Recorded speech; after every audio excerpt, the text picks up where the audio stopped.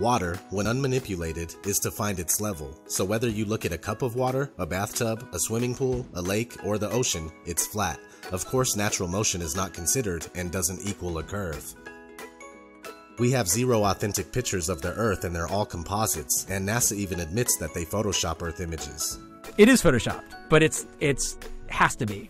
On numerous occasions, NASA admits that we can't go beyond low Earth orbit, which is between 99 miles and 1,200 miles away. The interesting thing is that the moon is said to be 238,000 miles away, which is a difference of 236,800 miles. No matter if you're on the ground, on top of a building, a mountain, a hot air balloon, an airplane, or looking at high-altitude amateur balloon footage, the horizon never fails to rise right to your eyes.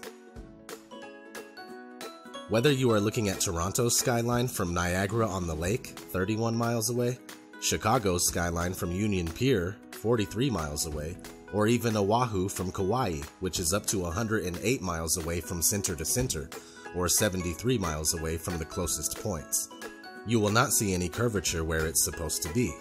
According to the Pythagorean theorem, which states that the curvature of the Earth is 8 inches per mile squared, Oahu should not be visible whatsoever, but you can see the whole thing. In 1887, Albert Michelson and Edward Morley conducted what's known as the Michelson-Morley experiment. This experiment was attempting to prove the speculated motion of the Earth around the Sun, and when it failed, Albert Einstein was forced to form the theory of relativity to overcome this problem. In fact, anytime mainstream science is faced with undesirable results, they create a workaround, which isn't real science at all. The Sun is claimed to be 93 million miles away, with a radius of over 400,000 miles, but can easily be proven to be much closer and smaller by tracing the crepuscular rays back to its origin in the sky.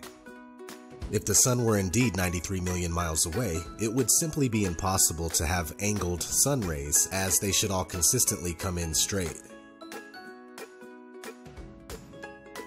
According to the globular theory, a lunar eclipse occurs when the Sun, Earth, and Moon are in a direct line, but it is on record that since about the 15th century, over 50 eclipses have occurred while both the Sun and Moon are visible above the horizon.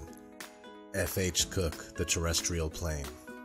It's a common misconception that the shadow of the Earth causes moon phases. Even the pastors and priests of the science religion readily admit this fact. The interesting thing about moon phases is that they are always the exact same 8 phases repeated. But if we were circling around the Sun, these 8 phases would inevitably be reversed from the summer to winter seasons.